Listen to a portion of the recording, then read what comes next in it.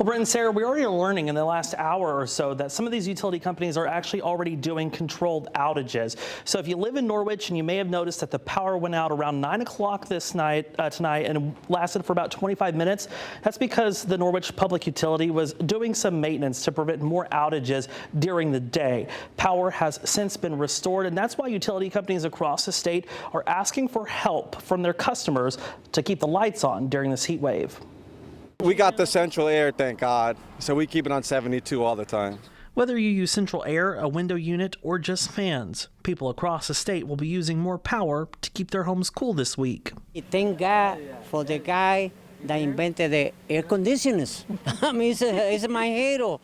Connecticut utility companies, both big and small, are preparing for the added strain on the power grid. Norwich Public Utilities serves roughly 45,000 customers and is asking people to conserve power to reduce the strain on their critical infrastructure. So it's the wear and tear on our system. Transformers, poles, wires, distribution lines, transmission lines.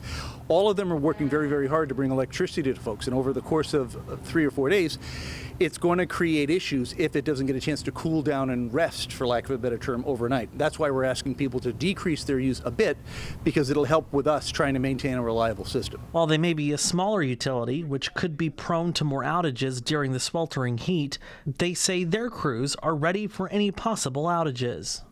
We're getting all of our equipment, material, and people in place in case we have an emergency. It's no different than if a big storm is coming our way. And then it's responding quickly and effectively should we run into an emergency. But fortunately today we haven't had any outages. Things have gone very smoothly.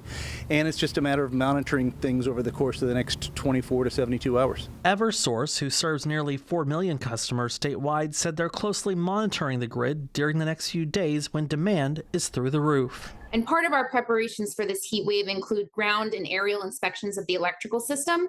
That way we can proactively detect or address any issues that may come up. And we also have remote system operators, so they're always watching the system and they're able to actually remotely reroute power or shift around resources as necessary. While neither company expects any major outages during this heat wave, they both say this is the time when people can help lower their bills in the future. Because when we purchase power, it's based on our peak demand days during the course of the year.